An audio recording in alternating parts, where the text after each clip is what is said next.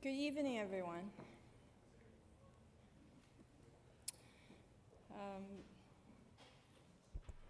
Thanks. Ooh, it's very dark. Okay. For those of you who have come to know me, you'll know that I am wearing this in honor of Claude, and also a surprise later. So good evening, everyone. Welcome. Welcome to tonight's book talk, the latest event in our fall 2022 public programming. My name is Joan Du. I'm the Dean of the Daniels Faculty of Architecture, Landscape, and Design. And tonight we're here to learn about and celebrate the making of Serious Fun, The Landscapes of Claude Cormier, authored by Mark Tribe and Susan Harrington. Serious Fun is a beautifully written and meticulously researched book, and it is the first book devoted exclusively to the work of Claude Cormier and his Montreal-based practice, formerly Claude Cormier Associé, and now as CCXA, very avant-garde. And so it's we look forward to the next chapter of your work and the practice. So in addition to Mark and Susan to share with us their research and writing process, we're also very, very glad that Claude is here with us tonight. So I look forward to a fascinating, illuminating, and seriously fun discourse. Before we begin tonight's lecture, I would like to first acknowledge the land on which the University of Toronto operates. For thousands of years, it has been the traditional land of the Huron-Wendat, the Seneca, and the Mississaugas of the Credit. Today, this meeting place is still the home to many Indigenous people from across Turtle Island, and we are very grateful to have the opportunity to work on this land. And I welcome you to the school as well as to this land we're occupying. And now to our main event tonight. Introducing the speakers and moderating tonight's event will be Elise Shelley. She is the director of the faculty's Master of Landscape Architecture program, an associate professor, and a landscape architect on her own right, and we're very glad to be able to invite her to the podium to be able to introduce tonight's event. Thank you and enjoy the talk. I want to remind everyone, in case you are thinking to sneak out right before the end, we have prepared a reception for everyone immediately after the talk. So it will be a chance for you to speak to the speakers and speak to each other after 3 years of not being able to be together. So we hope you will stay for that as well. Thank you very much.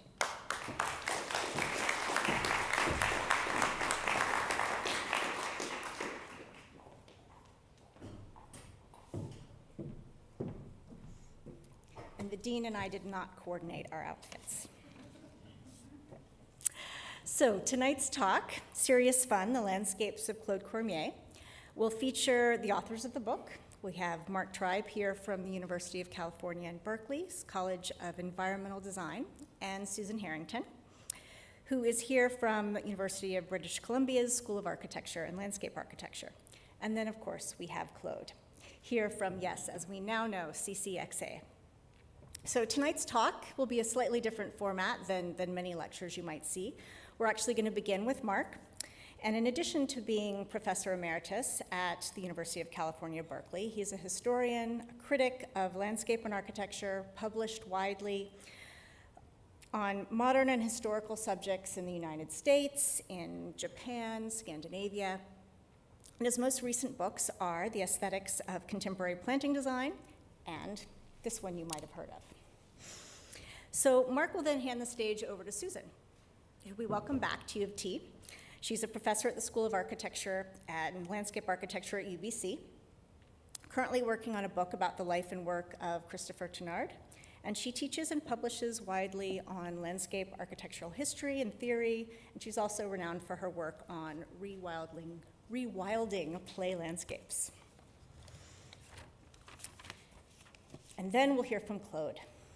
So Claude Cormier and his team at CCXA are well known and loved here at Daniels. Claude's internationally recognized work challenges the ordinary perceptions of the world. He opens our eyes to new possibilities, using project constraints as impetus for creating the extraordinary. So I currently have the pleasure of working with Claude on a project in Edmonton. And it's really fascinating to watch how originality is actually able to emerge despite the challenges of public engagement, project operations, value engineering. His process truly does make visible the invisible of the everyday, and it generates some serious fun in the process. So, without further ado, let's welcome Mark to the stage. Thank you.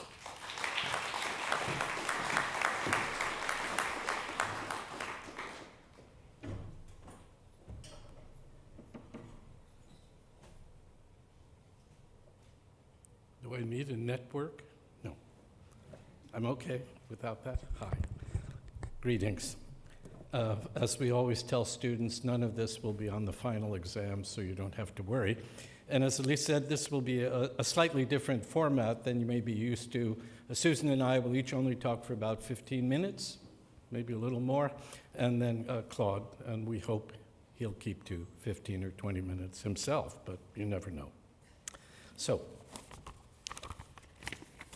the background for making the book and how this happened, which started with, how did I... There's the dinner. Claude showed up a little bit late, but of course was the star of the show, as you could see, and he didn't change water into wine, but he certainly changed our mind about Canadian current landscape architecture. Torbjörn and I liked him immediately, and we liked him even more when he offered to spend the following day with us visiting several of his projects. I was very impressed, and those who know me know I'm rarely impressed. He seemed to be one of those very rare landscape architects under the age of 80, whose work I found intriguing and good, and a person also whom I immediately liked. In 2015, the Landscape Architecture Foundation organized what they referred to as the Landscape Summit, a massive meeting at the University of Pennsylvania with some 75 speakers, of which I was one, as it happens. I thought it was more the foothills than the summit, but that's another matter. Claude attended, and during a break, I came across him sprawled on a bench, seeking relief from the heady presentations that had been given within, and we had a very, very nice chat. I, again, mentioned how much I appreciated his work in many dimensions, and it got me thinking that maybe it was time to make a book about the work and about him.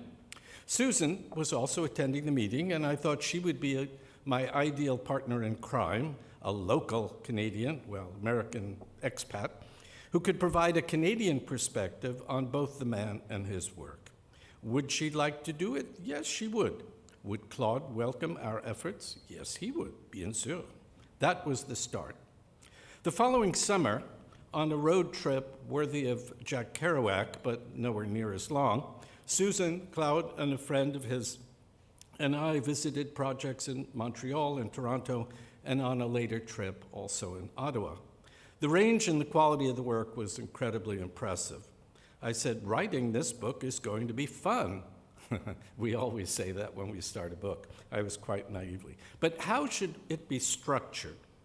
Susan and I huddled after we saw the work, and we made a list of the ideas and issues that we felt were raised by Claude's landscapes. These included the role of humor in public spaces, kitsch, of course, biography, his relation to historical sites, the restoration of urban spaces, the use of vegetation, and his very respectful practice.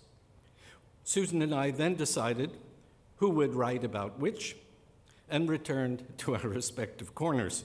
We wrote only the introduction together, in fact. The two main essays were done independently, although we did comment on each other's work over several drafts. So there was a non-linear and non-chronological structure that seemed appropriate for someone who also seems to operate in the same way, but there's a lot more structure to his thinking than he lets on. While it creates some issues in the book like redundancies, it also allowed a certain freedom in handling the material. If you pick up the book, you can read it actually in any order you like, even starting with the project list. It's up to you and your curiosity. You may know, or will learn, that Claude was born on a farm in Quebec and first received a degree in agronomy, then completed his bachelor here at the University of Toronto. And then he spent a pivotal year at the Graduate School of Design at Harvard, which is a university outside of Boston. Perhaps this background has guided his values and ideas. While many projects at first may seem light and fun, relying on imagery and forms and humor, beneath all of that is a deep respect for the past, for people, and for the environment. If his stuff is fun, it's serious fun, and hence the name of the book. Claude seems to have approved of the title. In fact, as he himself has used it, I've noticed for several lectures, without our permission, I should add. As Susan and I intend to keep our presentations brief, I'm only going to cite two indicative projects, one of which you probably know since it's here in Toronto. In the opening of my essay, I wrote this thought. So which of Claude Cormier's landscapes should we consider to be the most iconic, the most memorable? Might it be, in the order of decreasing subtlety, Sugar Beach in Toronto with its pink metal umbrellas that dot and shade the sand? Bergy Park in general, and in particular, the full-size, hyper-realistic dog spitting water out at the central fountain? Or the vivid lipstick pink tree trunks that thumb their collective noses at the prevailing grayness of Montreal's massive Palais de Congrès? To some, perhaps, in the landscape profession and among the general public, there's little room for humor when designing landscapes meant to be environmentally responsible and socially supportive. Delight, they may assert, should be secured by means other than features that some think border on kitsch. Trees and flowers and grass, yes, these support use and please the senses. But we do really need, much less accept, realistically rendered canines whose forms have simply been digitally enlarged from German toy miniatures and fitted with the necessary technology to spout water. The simple answer, I thought, was yes, yes, we do. Two quick looks at projects. The site for what became Sugar Beach is located, as you know, east of Toronto Centre in the neighborhood, then being developed in the early part of the new millennium. The commission derived from a standard request for qualifications with the requirement for a schematic or a preliminary design. The Cormier's office idea for the park was simple yet quite original: convert a parking lot into a beach. Sand would be the principal material and would ultimately cover most of the site. Greenery would be included as needed, and the digitally activated field of water jets that induce the screams and giggles from children and offer them, and any adults that might dare, the water play denied by the lack of physical access to the lake itself. Sugar Beach was a parcel of a lakefront in the process of conversion to housing, arts facilities, and recreational use. Facing the site was the massive brick home of Redpath Sugar Refinery, whose already great bulk was periodically augmented by the arrival of massive ships into the slip that separates the refinery from the Sugar Beach Park. The relation of park to water is simple. Look, but don't touch. There's a lot of sand and there are many chairs. There are two gigantic granite boulders that were quarried in the Canadian Shield and brought to the site in pieces and thereafter reassembled. These reinforce the primary areas of the park from the promenade nearby. Oh yes, there are also those pink umbrellas, and then some people even bring their own. It's easy to get wrapped up in the imagery, the playfulness, and the whimsy of projects such as these, and so that we might overlook or forget the social and technical issues that lie behind them. Designs by the Cormier office are always well resolved and carefully detailed. They're made to last. An image means nothing if its existence is only transitory. unless, of course, the specific nature of the project is temporary, like several of the art installations he's done. Second project is Square Dorchester, Dorchester Square. From the year of its inception, the square has served as one of Montreal's most active social hubs. The site's purpose turned from its original function as a cemetery to more active social uses and was formalized as Square Dorchester in 1854. By 1907, pedestrian movement to and through the space was acknowledged by a revised layout of circulation paths whose pattern resembled that of the Union Jack. Over the years, the state of the square had declined. Its asphalt paths were cracked and chipped, and vegetation intruded on the right-of-way. In their design, Claude Cormier, I guess now I have to say associates, made no effort to erase any of the historical traces of the square's earlier forms, nor to impose an alien order upon it. The process was one of find and replace, elevate the presence of these elements in subtle ways. The existing configuration of the paths was retained, but they were repaved with granite sets, whose visual effect was enlivened by 3 different degrees of roughness. These spanned from the thermal finished, the honed, to the very polished. Periodically, as you see, granite crosses were inset among the granite sets to recall the site's original use for burials. The lawn segments bounded between the pathways have been banked and softly shaped as low berms, thus giving a volume and a spatial definition to what was originally a flat surface. It also, and I thought that was a brilliant idea, discouraged the pitching of tents during events, which often kind of do great damage to parks. While subtle to an extreme, the resulting hillocks are nonetheless effective for defining the paths and welcoming those who wish to sit or recline on grassy surfaces. Square Dorchester may be Cormier's most subtly designed and executed public landscape to date, and not incidentally, I think, his most sophisticated. In clement weather, the square is usually filled with a very good mix of human types sitting or reading on its benches, sprawling with lunch or a drink on one of its grassy knolls, and whiffs of alcohol and, of course, the noxious weed may also enliven the air. The Cormier strategy eschews historicism and replication. His is a history that's been abstracted. It's been mined for ideas, but completely reworked to function in today's city. Works such as these may appear at first to lack the imagery and immediate brilliance of the more witty schemes, but here the brilliance lies at a different level. It appears in a different way, quietly and with sophistication, and draws inspiration from the modern as well as the ancient. The urban as well as the suburban, the staid as well as the humorous. This was Claude on a visit to California,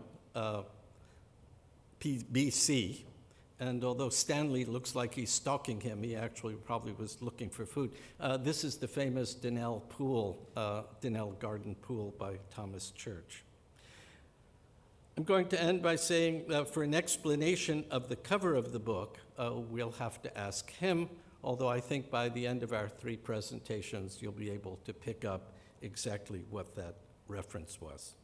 And now, Susan Harrington.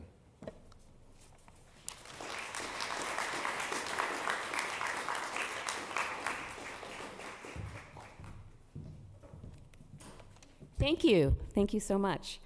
The first time I met Claude was in 1999, and so this was before he was famous. And it was at the Métis Garden Festival, and here he is, and he had just started his own practice, and I knew when I met him he was someone special.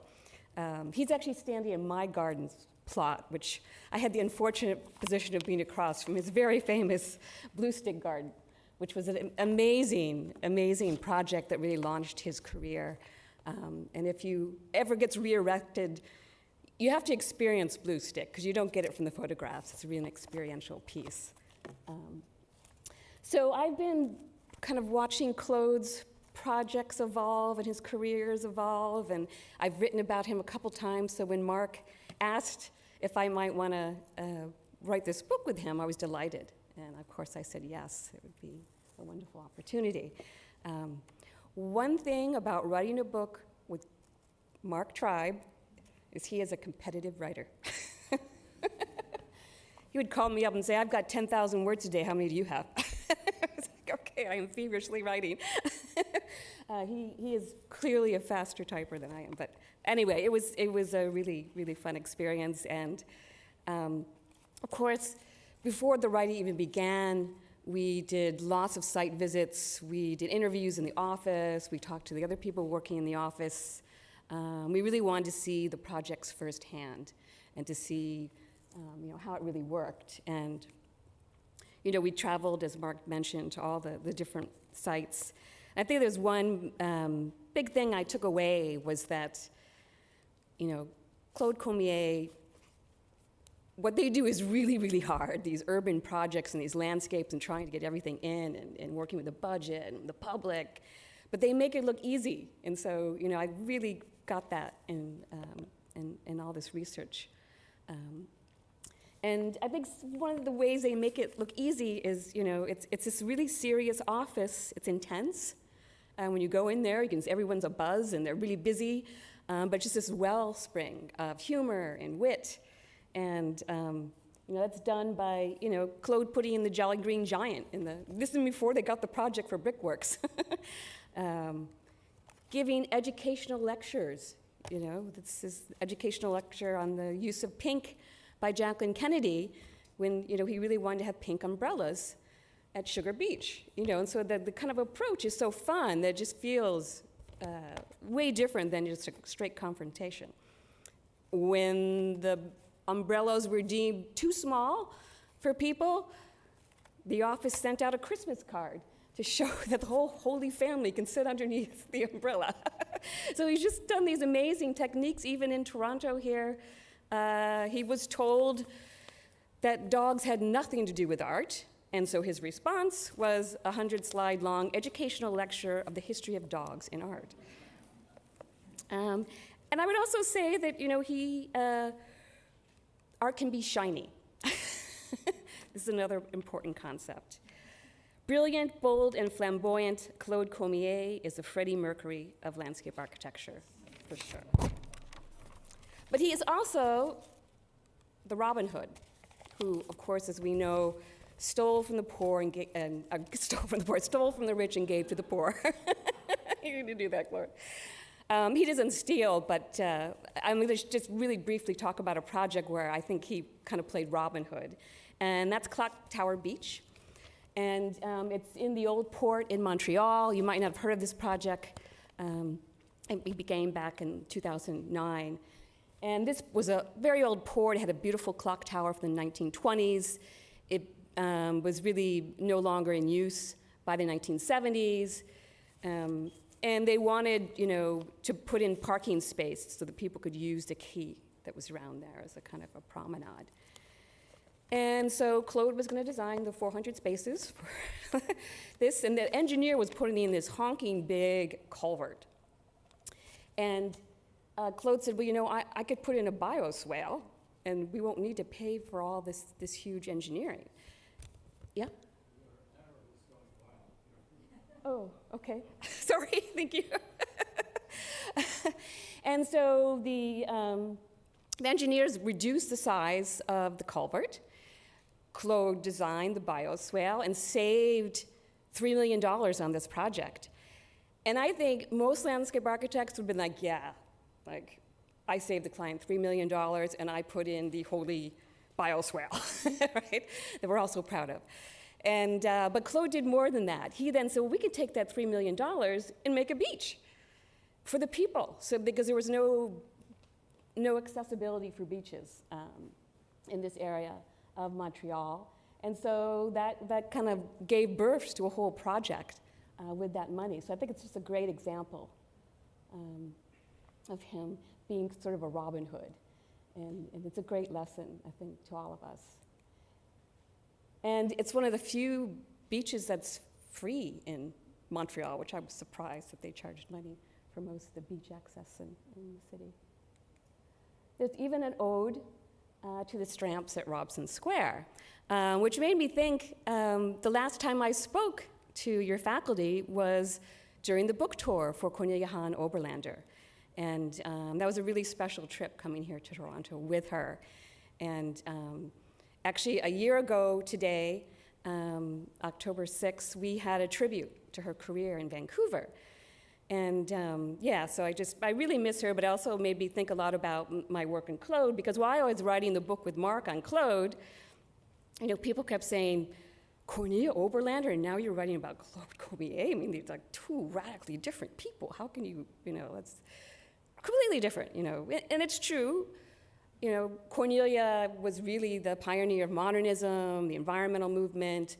Claude very much embraced postmodernism and art and culture. But then as I got to know Claude better, I found they had some similarities. And one of them is their understanding of plant material and keeping plants alive. In fact, the first visit we did to Berthy Park, Claude brought Mark and I over to the trees and was talking about the trees and how he was trying to save them and the new trees, and Mark and I are looking at each other like, we want to talk about those dogs. I even found out that Claude uses the same soil mix as Cornelia, which was a total surprise. But if you look at all his projects, they all have this really strong green backdrop because of his knowledge. Again, Cornelia had spent time at a farm, and when she was a teenager, Claude grew up on a farm, had his undergraduate degree in agronomy. But they're always there as a backdrop. And I think, we just spend so much time focused on all its delightful details. Here's this could have just been a regular vent at Sugar Beach, but Claude turns it into a candy cane. But all these details capture our attention, but always in the background is this green. And I can say the same thing about Dorchester Square, which Mark was just talking about. Claude removed a lot of the Norway maples, which were creating this huge shade condition, turned the whole park into mud. By putting in these new trees that put in light, really gave light to the place. And so that seriousness allowed for these fun elements. I think this, another thing that they have in common is ideas. Like once they get an idea in their head, they think it's a good idea, they will just chase it. Like Cornelia would chase a good idea for decades. And then I learned from Claude that he would do the same thing, which is a good thing for anyone to keep in mind. So I'll just bring up a project real quickly that you might not be familiar with, but it's called Place d'Armes. It's in Montreal. And it's a very old place that's from the 17th century and was part of the founding of Montreal. You can see it here, right up here, one of the main streets, Notre Dame, in the city. And when the first church was built, I should preface this by when I did a lot of the historical research in Montreal, not being from Montreal, I was kind of surprised about how the French influence and the English influence was kind of always in negotiation in the urban fabric, in the architecture, in the landscape architecture. And this is a good example of this. But the French tend to put their churches right smack in the middle of the road. Like that, if you go to France, the church is in the center of the road. And so that's where this first church in Montreal was, of course. Claude even found a painting that ironically, when they built the second church, that you can see behind that stands there now today, about a year and a half, there were two churches in this plaza, as you can see by Sproul's painting. They eventually took down this former church that was French Catholic, and eventually the landscape around the church became sort of Anglo-Saxon. It looked like a little English park that you might see in London. It had a little, gate around it and shrubbery and something in the middle. And then 100 years later, it becomes a sort of competition site in 2007 that Claude was invited to participate in. And he just did the concept for this one, but he had some very interesting concepts that play out that he'll be talking about. So Claude's scheme that they eventually built shows the Place d'Armes. He had all this recycled paving, bricks and stones put in, and trees, but you can see he also put in the outline of that church that had been removed, that had been in the center of Notre Dame Street. And you can just see here the kind of outline here of the paving. But his other idea, which was really interesting, which you'll see, is to have this sort of illuminated cross that was hung over about where he thought maybe the cross would have been on the church that was there, this sort of like capturing the sky in the air as part of the landscape. And this was a really good idea, but they said, no, Claude, you cannot do this. And I'm going to leave it at that, because Claude's going to pick up from there. Claude Cormier is a fellow of the CSLA. He's a fellow of the ASLA. He is an alum of this faculty. And he has started this amazing award, which we got to meet one of the recipients before the lecture, that is going to support a student who does amazing work. So thank you, Claude.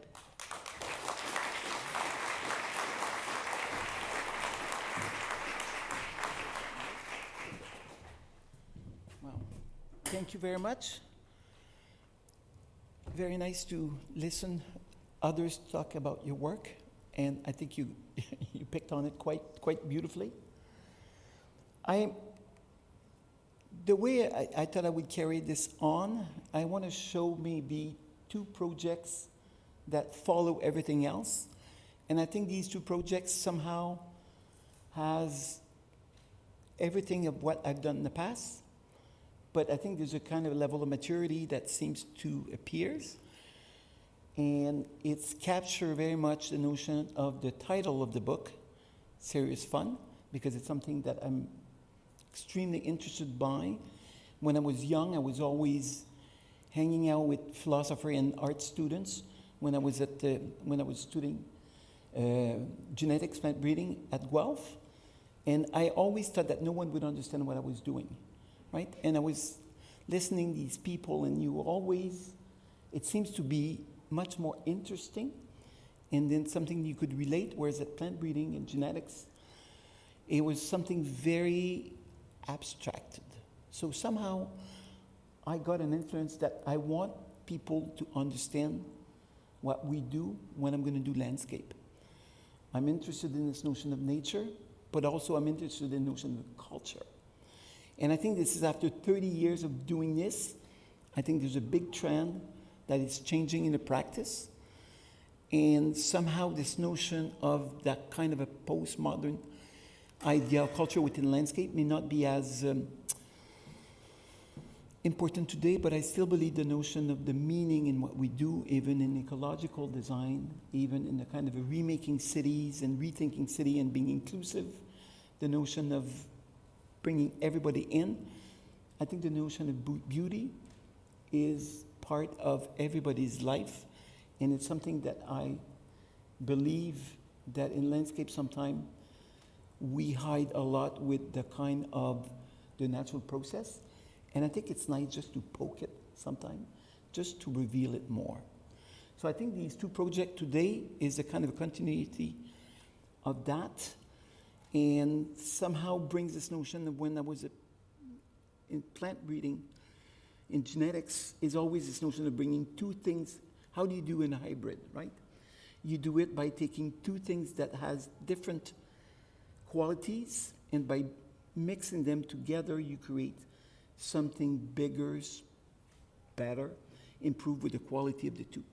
And I think Love Park is a great example of that, of the kind of a 30 years in science, what I've learned, combined with the notion of art, and the notion of what we do in landscape, in architecture and design.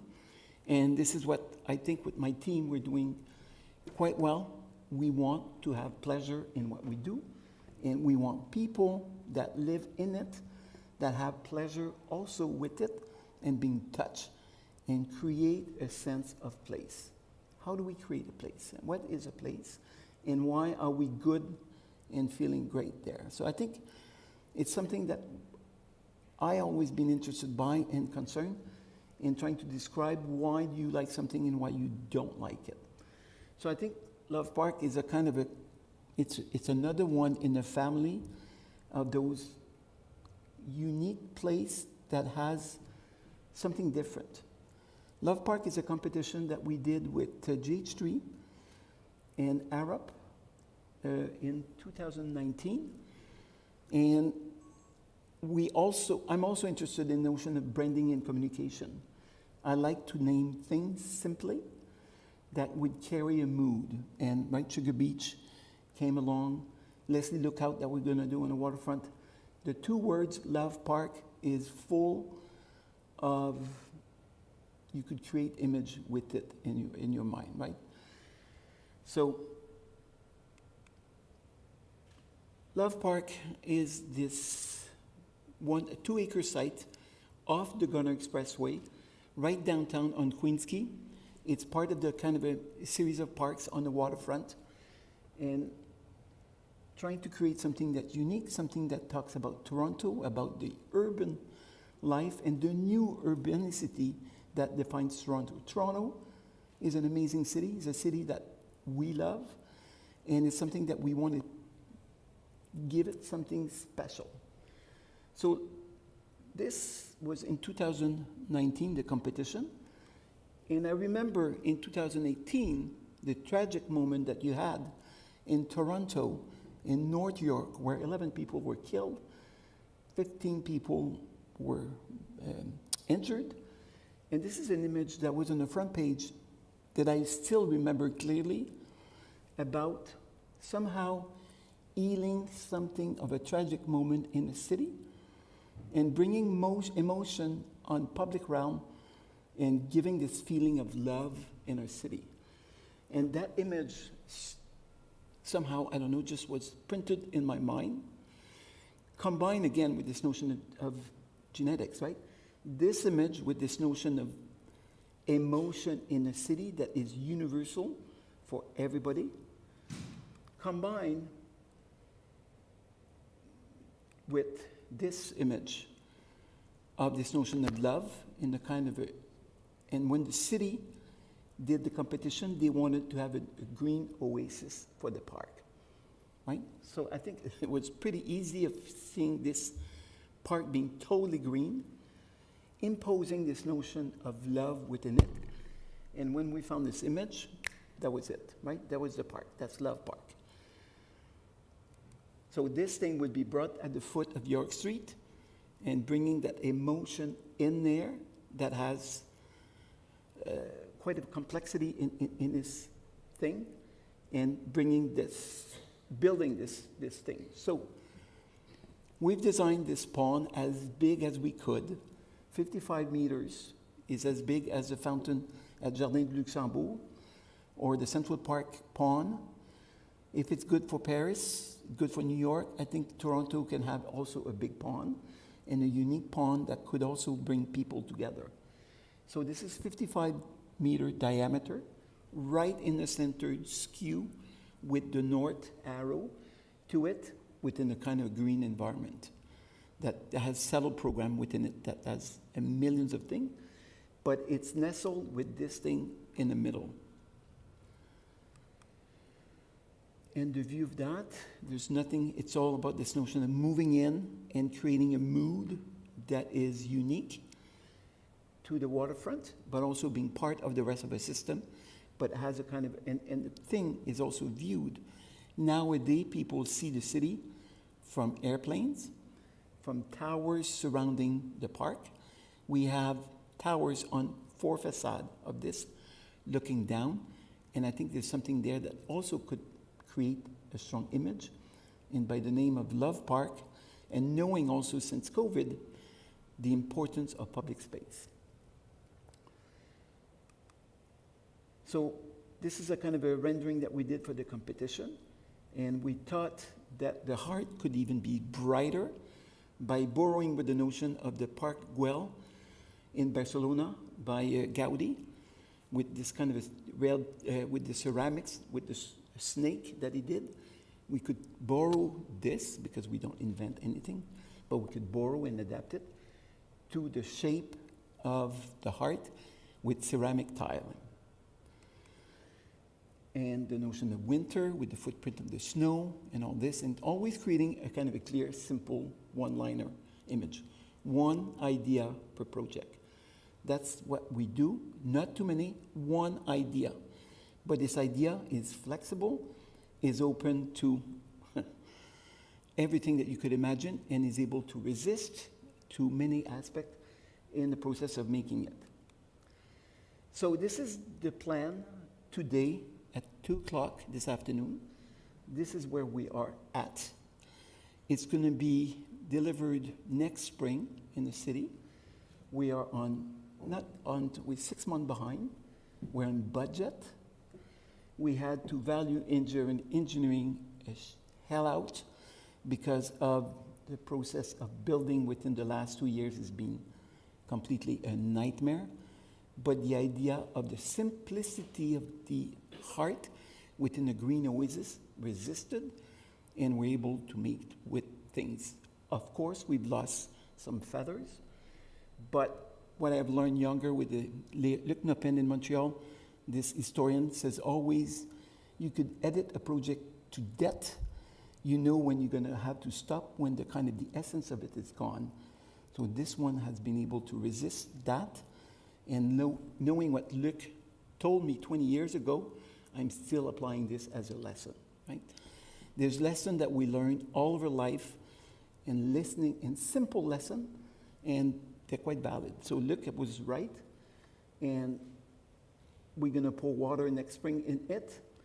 The red tiling is done, it's covered, it's protected, and I want to show you the kind of this is a month ago when we installed the red tile.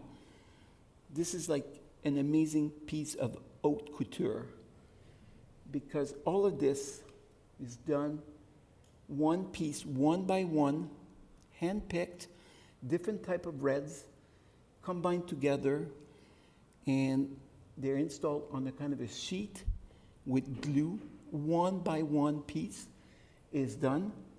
Meanwhile, we did one mock-up because Waterfront wanted to make sure this is durable and it's not a stupid idea, because it's something that we haven't seen. So it's always the notion of making sure that it fits. And we did a sample, and then when it was approved, we made 114 sheets of different sheet of that piece one by one. It was like 40 young artists in Montreal who put these things together. It's going to be not destroyable.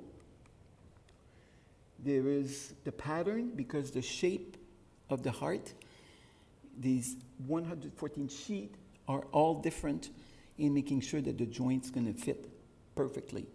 This is really haute couture. And then put that in the truck. And these installed, it all fitted perfectly. And then when it was finished, we wrap it up, and then we're going to unveil it next spring when the park is going to be finished. Amazing craftsmanship. And then that was an element that we wanted to keep. One word about the pavilion that GH3, Pat Hansen team, designed. We had to design a building. We wanted to design a building that would have no roof because of not having people that could reside there at some moment of the year. So it had to be roofless. And they've designed this beautiful, lacy, light structure of tubing, 1.5 inches. It's going to almost feel like treads standing in the middle of the park. It's going to be installed in 2 weeks. Can't wait to see it on place. And it's going to just be this kind of a lacy structure within the park that will provide no shade, but will provide a sense of place. So that's where we are. The planting is starting next week, and it's quite amazing of how this thing can resist. And then there's reflection across in different buildings. So I think there's something rich that's going to happen in there. And the name Love Park has been accepted last week by City Council, and it's going to be simply named like this. but simple, fun, they're very synonym, because all to make that simplicity work, it's a lot of work. But I think it's worth it. So that's number one.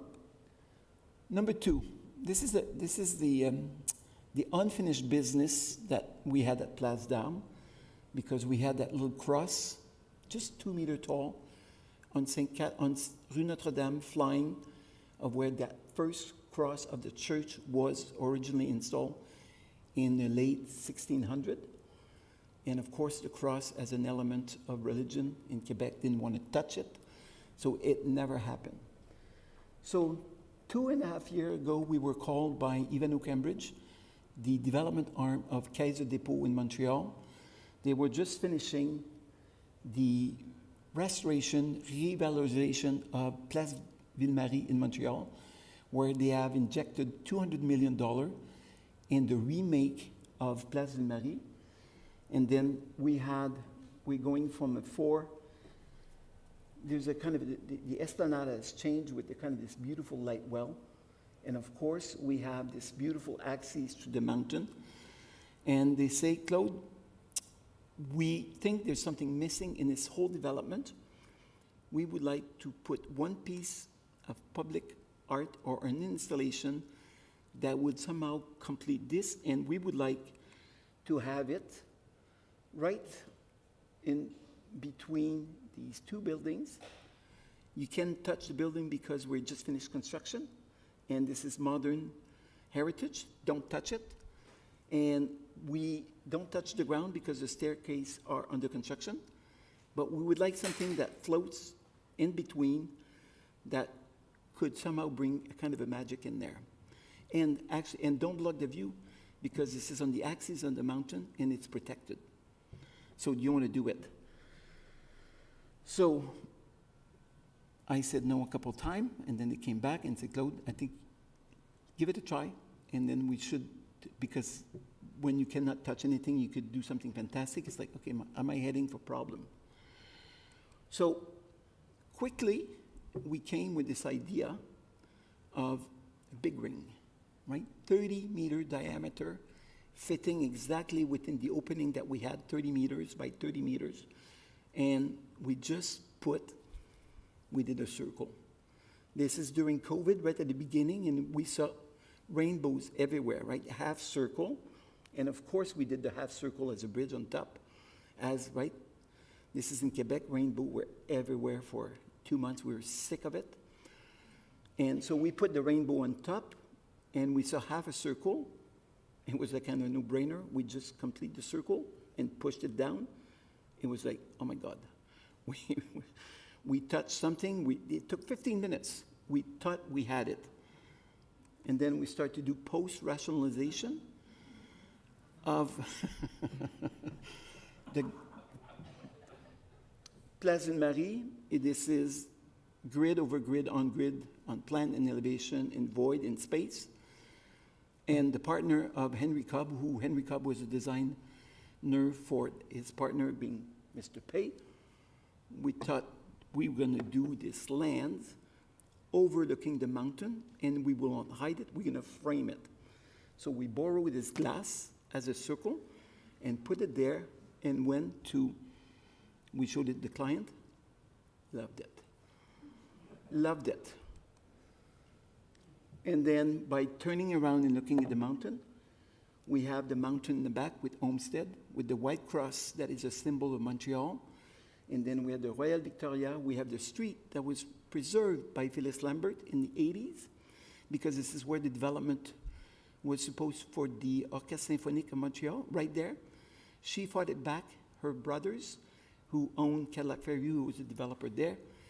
Phyllis fought them back, had this huge movement, and the avenue was created and made this link with the mountain. And we were celebrating 60th anniversary of Place Ville-Marie. So what an amazing thing that this ring that will unify 200 years of history, right? Bringing the mountain in the back, the Royal Victoria in the background, 1893, McGill University, 1821, the McGill Avenue, which is this kind of an avenue that defines Montreal right downtown. We have Place de Marie, the celebration of 60 years anniversary of modernity in the city, and the Hotel Queen Elizabeth that they own also. We presented that to the city and to the Heritage Montreal and Patrimoine Montreal. Not a word. It's like, oh my God, maybe something's wrong, right? Because usually these people are very opposed to things. So no, for the first time in my career, we had backup on all the guys. Oh my God. So the challenge then is how you're going to build this thing. Don't touch the building. We have winters, we have ice storm. Make sure that we have no icicle that's going to shape in there. And this is 50,000 pounds, 55,000 pounds. It needs to hold itself. You have a year. And you have a budget. So we were able to work with France Nel, the same structural engineer who was on the project when he was 27. He's 84, still alive, a sharp mind.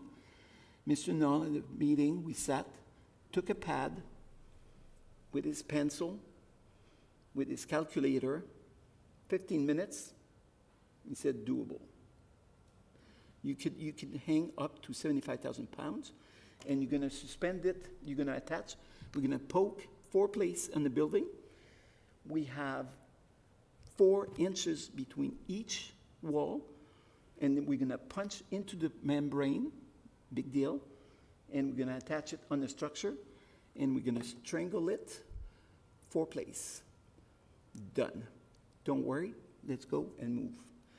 So that gave us like, poof. So the amazing thing here, we work with all veterans, professionals that they've worked all their career, and we had this amazing, amazing team of knowledge and maturity, and just by giving this notion of trust and confidence to a client, which is Caisse de Dépôt. It's don't fuck up with this, because this is people's money. So we had that pressure of being able to deliver this. The schedule was supposed a year ago, but anyway, that's with COVID and the escalation of metal and all this stuff. So anyway, we just managed how to do this, but then how do you bring a ring that we don't want any joint that is 30 meters downtown, crossing bridges on trucks, and how do you do this, right? So we had to design backwards of deconstructing this and making it happen. It was quite it was great. So we found this amazing company in Trois-Rivières. They're all over the world. They work on aeronautic, windmills, digging wells for oil, and they are over the top. Vraiment, they were super. So this is the installation in the shop that we made sure that it was fitting. And then my fear is the ring will not fit within it when you're going to crane it, right? And it was designed to an inch. This is all stainless steel. And then all with flanges that are attached from inside, from within. And then, of course, we had to design also an electrical system in it. We had to be able to enter it, weld in it, work in it, and with the safety issues and all that. So, and then we wired 6,000 linear feet of electrical wire within this. And so that had to be disassembled from the shop in part and bring it back in the city, because we could not do any welding on site. So this is the ring at the ground, installed 30 meters apart, right in front of it, blocked the street, and it was, we made the deadline. And then it was crane with 3 cranes, and of course we have the subway line below us that add to the complexity, because these crane, one is 250,000 tons, and the 2 red one, 125,000 tons. So we had to reinforce the subway tunnel underneath for no collapsing. So it was issue after issue after issue, but with the team we had, we were super, super. So I want to just show you the kind of, Susan? I want to show you the way that it was installed. It's 1 month shaped into 1 minute. Super, thank you. Yes. So we had this kind of all the segment brought one by one, simple and welded, not welded, but bolted within the flange. Install, you see the connection on either side, two. And then these guys are amazing. These people working with this equipment, phenomenal. Our fear, it was that it had to fit perfectly for the fitting.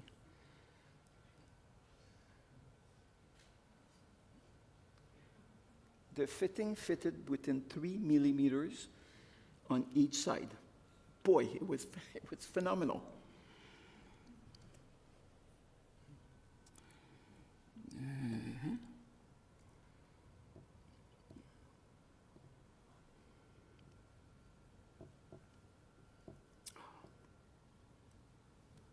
Yeah. So I'm almost done. But once again, this is a very simple one idea met with gigantic level of, and this is the ring installed at the day that we were craning it with the mountain. And instead of hiding, we're actually revealing 200 years of history. So I think it's going to become a pretty important, iconic element within the city. And this is the view with the mountain on a sunny day. And now they're starting to have events every week in there, and I think it's going to become a kind of a new place for people coming downtown. And works very well with Mr. Pei, Mr. Cobb, with the new stair that was originally intended, and then they built 60 years later. And it's highly modern, but it has its own language, its own expression, and marries it extremely well. So 2 weeks ago, we had the opening with DJs and an art show, music in there. It was fantastic. It was magical. So I guess I would end there about this notion of serious, fun, and I guess it's the beginning of tone number 2, right? Thank you. Yeah? The pencil.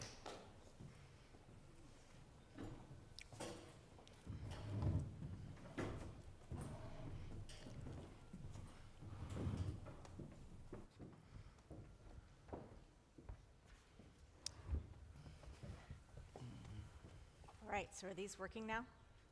Okay. So before I open this We up, want to turn the lights on. yeah, are we able to light up the audience A little bit? so that we're not blinded? If that's possible. But anyway, before that we turn it over to questions from the audience, I thought I would just pose one to the three of you.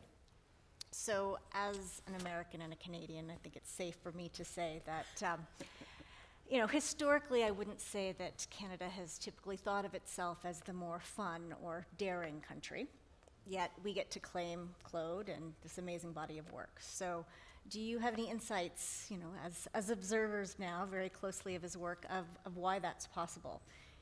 Either what makes, the project's uniquely Canadian, or what makes Canada uniquely able to kind of support this innovative and creative work of CCXA? Mm-hmm. I think I have an avenue. Mm-hmm.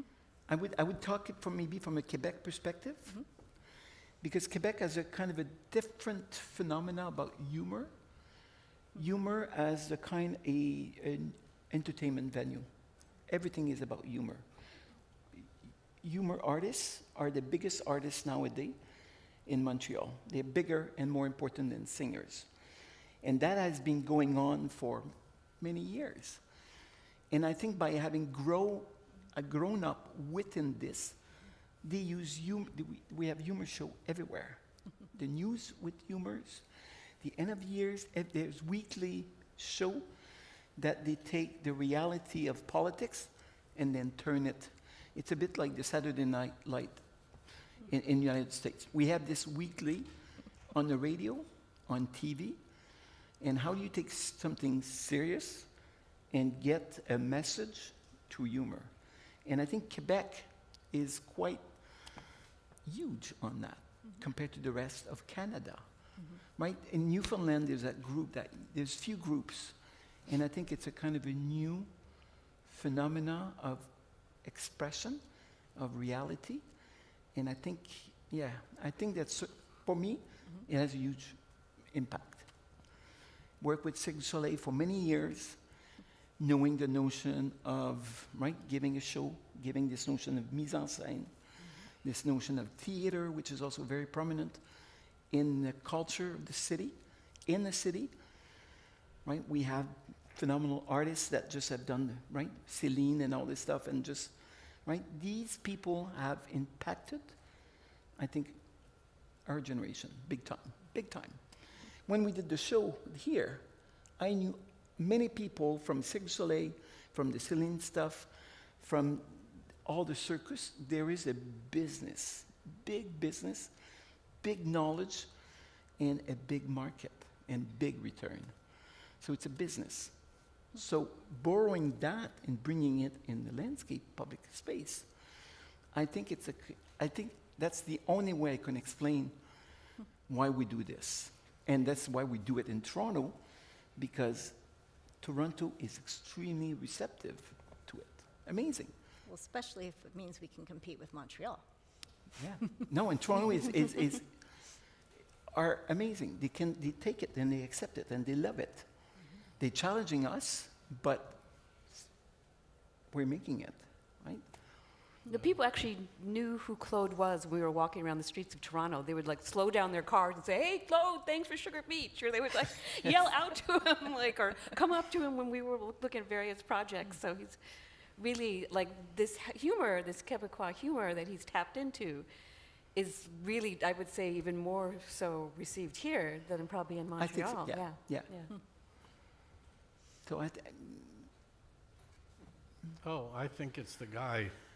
I don't think it's the place or the culture or whatever. I think you've got an exceptional character who knows how to sell his ideas, which is the really important thing, because I think a lot of these projects would have been rejected in a lot of places, but you've always come back with either so-called educating the clients or whatever. It's really, I mean, I don't know Quebecois culture, except the French, sort of French. But, you know, I know what your sense of humor is like. I don't know if that's particularly Quebecois or just Claude Cormier. I mean, you've obviously been exposed to a lot and have learned from a lot, and you do have this ability not only to have the idea, but to understand how to convince people to accept it, which is you know, they once said in opera, there's bel canto, you know, fine singing and all, and then someone said, well, bel canto's nothing without can belto. You know, you've got to really sing it, you know, to get across. And I think that's the other part, and it's really effective. I mean, the images that Susan showed of how do you sell pink? And then they say, oh, no, art isn't shiny. And Claude says, no, you can have shiny art too, you know. And I think that's a gift, you know, because there are other people that work, we could say, in the genre. I mean, Claude himself has said his conceptual parents are Frederick Law Olmsted and Martha Schwartz, you know. But the way Martha proposes a project is very different than what Claude does. And I think Claude, in some ways, much more successful in getting these larger and more civic projects sold than some of the other people who we could say are within that genre.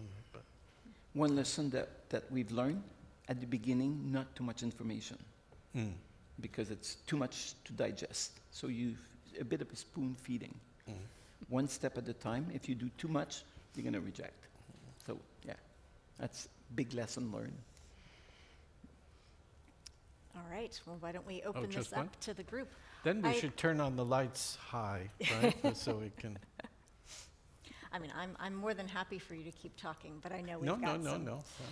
interest in the crowd. What happened to the microphone? Did that? Should have brought my cap. Okay.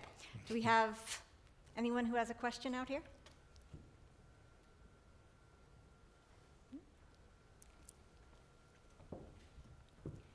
The microphone is coming your way.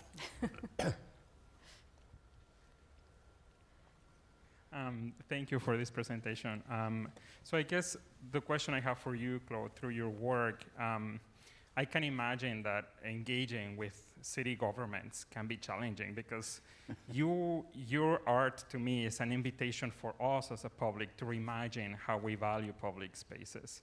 And in reimagining public spaces, you're creating these provocations of using them in different ways.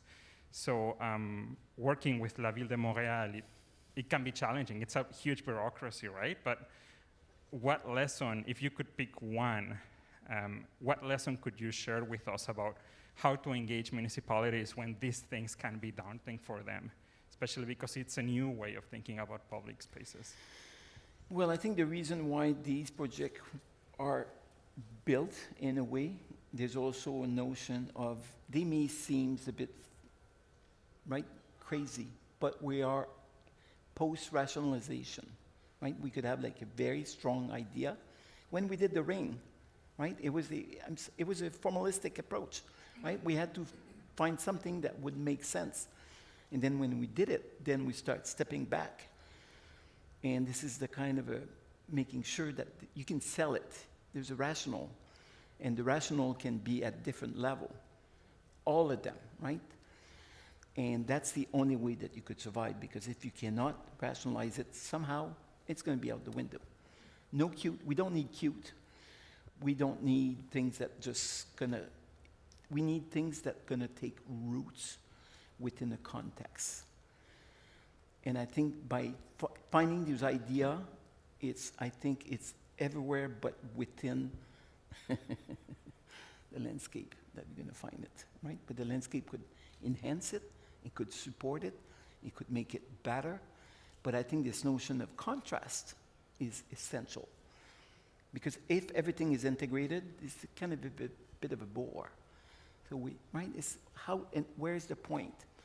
But that needs to be measured and intended in a with good rational on many aspects, on the social, on the history, on the making, on the symbolism, right?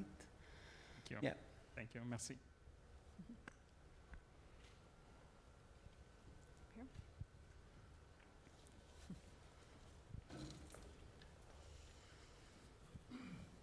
Hi, Claude. Hi, Michael. I was just going to mention that the last time we spoke, you sent me a little image to sort of say, Toronto needs to water its trees. And we have all these new developments that are happening, and the trees aren't getting watered. Oh. And you sent me a little image of a water truck and sort of said the city needs to buy 5 water trucks and water the trees in all the developments they've got, Yeah. because the trees need nurturing. And I got nowhere with that idea. I sent it to the mayor. Nothing, heard nothing. So I just wonder whether there's an ability for you to maybe even work with the school, for example, where these are brilliant ideas you come up with, but how do we launch them and how do we get them to move forward? Because you can't commit all your time to getting Toronto to water its trees, but I think it was along the line of your ideas of something very simple, plain, dumb, stupid, just like water the trees. And it would have been such a success story for a politician to be out there watering trees. It would look great. But how do we, and I just wonder whether there's a potential for the school to play a role there, working with you. Well, I think you're touching interesting, because that's where that came, right? This summer when I came in early June, it was so dry. We spent so many, Alexander, how many hours we spent on each goddamn project to make sure that we have enough soil for trees to grow in condition and sidewalks that we don't have room, right? But somehow we can find that 30 cubic meter of soil and connecting them and huge amount of soil, we come and we plant trees, and we can't rely on irrigation because it never works, right? It does for a while, but then, and the trees were like, everywhere in the city, they were like, I'm thirsty, right? We as professionals, as developers, as civil servants, we spend so much time to make these things happen. We plant them and we let them go alone. And I thought, wouldn't it be cool that we have like 20 trucks, we could dress them up with big water tank, and the only thing they do during the summer, from April to November, deliver waters to the trees. The trucks could have personality. They could be the kind of a, right, the saving moment of the cities, that the investment that we have made is going to fructify, right? It's going to work. No, they're going to be there. They're hanging. 20% is going to die. We're going to lose the intention of what urban planning wants, a green city. But green needs help, right? So how do we do that? And this is when I said, Michael, right? What do you think of this? Like, it's so sad that you see and you do all that work, and you just need to pour water in them once every 2 weeks. 20 trucks, Parks Department. I think they can afford it. They could play those little songs like ice cream trucks as they go through the neighborhoods. That could become an amazing design problem in school, and they need to be turned that into something sexy that they could cash in somewhere, somehow, something. Just make it a lottery somehow. that it always sells if it's a lottery. But yeah, it's all about design problem. I think nowadays, what we do need to be also, I hate communication, but at the same time, it's really powerful, right? The art of communicating visually and physically, something that would just help. And then the return on the investment of working on this is going to be great. And Toronto's going to get beautiful trees. Wouldn't that be awesome as a thing? So maybe it's a design problem in the school. If, Right.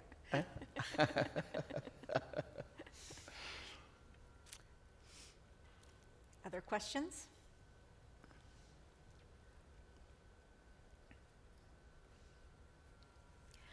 One of the comments that was made when I was speaking with some of you earlier in the planning of all this was talking about plant material. And, you know, I think the joke was that Claude's projects have 3 trees or something like that. Well, I asked him, why are there so few species of trees here, you know? To which he replied, we're in zone whatever 4. it is, Well, 4. zone 4, 5, whatever, according wherever Yeah. you are We're at. in 4, yeah. And they need to resist compaction and pollution and, right, the waters and all this. So it's like, the numbers are, we're not in Vancouver.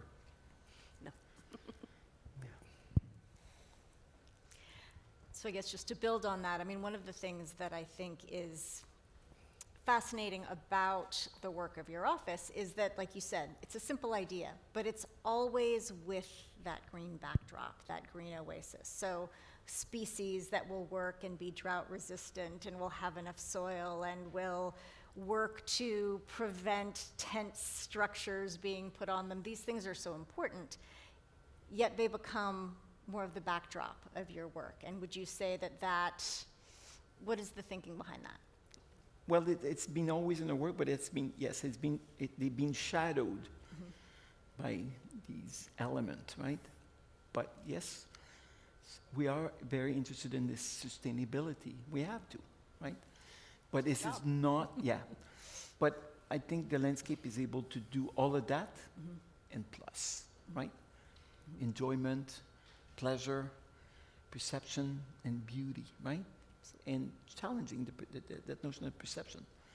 I think that still should reside through the shift in the kind of attitude about the role and the place that landscape does in a city.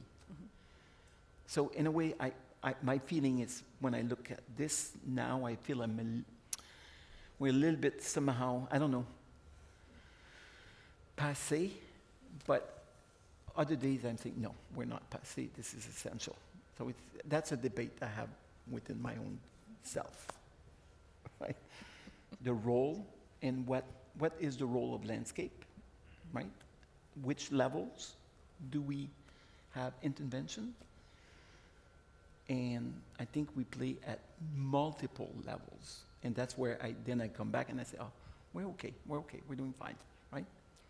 Well, absolutely. We have to promote sustainability. We have to create the green oases. But if we're not actually making powerful public spaces, that just disappears. That's not noticed in our urban forms.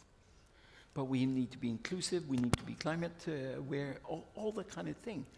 So it's getting more difficult in a way, I find, to create something that is meaningful, other than just ticking the box. Checking the boxes, right? Right? Dean? No, as an audience, I have a question. I have a question on history. So what I find that's quite lovely of the book and the research that went behind it is that throughout the book, photographs of the contemporary landscape, that is the creations, Claude, is always juxtaposition with often was historical photos, drawings, maps of decades, if not centuries, of the urbanscape that is either Montreal or other sites. And that is something, that sense of history, so this kind of duality of the designs and the thoughts being very contemporary, very playful, but always paying a certain careful attention to where they came from, whether, Claude, in your reference of Antonio Gaudi, of his park in Barcelona and the use of the tiles, which is such a beautiful reference. Almost, I'm not sure how many of our students today still knows that project, but that what I find is pervasive through your project. So I was surprised when you were talking about passé, when it seems there's a really substantial weight to it, a weight to how the knowledge of our own profession, the knowledge of how design have always contributed to the very important aspect of city making and city transformations. So, so I have a question this question is really for Susan and Mark. In your, in your, Susan, even in the presentation you showed Place d'Armes, the historic map with his close contemporary designs. I'd like to hear why you think it's especially important to call out in your analysis of the designs, to call out those historical references. And then just for Mark, you in your book and also tonight, you have said that Claude is the combination of Frederick Olmsted and Martha Schwartz. Obviously, we understand the Martha Schwartz idea. I'd like to hear you speak more about how Claude's work, especially at how it has contributed to larger scale influences of the city-making process, such as Montreal, how it reverberates back to both the intentions of Olmsted's work and also the deep impacts that we still feel today in these cities. I don't know. I take it that literally of Olmsted and whatever, as opposed to there. I'm a historian, and in addition to studio taught history, of course. So you're interested in linking the two in a way that an art historian may or may not. I think the important thing, I'll just keep it short because it's getting late, and Susan also should speak on that, is that in all the historical studies that we found for the documentation for work in urban places, it's interesting, a lot of the designs you notice are presented as montage or collage. They're not dispelling the historical. It's always included, but it's an insertion, or Love Park even for that matter. That it's not replication, but it's always transformation. So there's nothing that's taken literally from history. And you can say it's inspiration. Okay, inspiration is one thing. But, you know, I mean, what's interesting, looking at the ring, it just demonstrates how much resolution and study it is to execute this very simple idea. Oh, we'll make it a ring, you know. It's still a lot of hard work, you know, to get that done. I mean, you're raising huge issues, I think so. But Susan actually wrote more about history in her essay than I did in mine, so, yeah. Yeah, I mean, I have a whole chapter informed by history, and that was one of the things I was struck by looking at the office work is that, I mean, Claude's office has produced historical, you know, sort of analysis, like thick books on projects that he's worked on, and I was just surprised. I didn't know that the office did that, and when I started to look at the work, you could see, yeah, it's not literal, but in some ways it is. So, Place d'Armes, the church is literally, the outline of the church is there, but it's done in an abstract, very simple way. It's not like, you know, trying to replicate a church there. It's just this very kind of hint that something was there one time, that someone looking down at the plaza might go, wonder what that paving is showing. It looks kind of like the outline of a church, you know. So it's always very sort of subtle, but put into it as a very important design element and part of the, I would say, the communication. Claude's talked a lot about communication. It's sort of communicating that site history. But we also trying to be correct, because I remember I've been to the school of Phyllis Lambert, right? Don't just be exact, right? It's not a decoration, it's about clarity, and if you're talking about it, make sure it's clear, right? So there's a kind of a, sometimes it's transformed and brought somewhere else, but sometimes we're also very accurate. Place d'Armes, Dorchester Square, it's Dorchester, yeah. accurate to the teeth, right? So it's, when it needs to be accurate, it's easy, you do it and you respect, and the rule and decision is made. So then you could go over, you could start slicing it, but the base of it is precise, yeah. Well, I like the quote of Juan Gris, who said, we must be precise but inexact. And it has some of that as well. Laura. Well, speaking of sales, I mean, one of the things that Claude's team brought to the project that we're working on in Edmonton was a comparison with Central Park, and talking about Central Park as a lasting yet evolving project that has survived for a very long time, and that, you know, able to put that image into the client's mind that this, you know, what we're building now is a 100-year park. This isn't built for, you know, when it actually opens in 2 years, or even in, you know, when the trees have matured in 20 to 30, but this is meant to be something that can evolve and change, and that, I think, is a great legacy that can be taken from Olmsted, and again, made to work to convince the client that we can deliver, and that Claude is able to do that, has that power. So I believe we are actually at our time limit. We have a reception out in the hallway that we invite everybody to join us in. But first, I just want to thank Claude and Susan and Mark for joining us this evening, for this exciting and illuminating talk, for this beautiful book, for you know, traveling here to be with us. We're all so very happy to be able to be in a space together again, and just thank you all for coming out. Please make sure to look at the other fall programming events that are coming. I believe the next event is Housing Multitudes, Reimagining the Landscape of Suburbia, and that one is coming up on the 20th of October at 6:30, so hopefully all of you can join us then. But for now, we would ask you to join us out in the reception area. Thank you. Thank you. Thank you.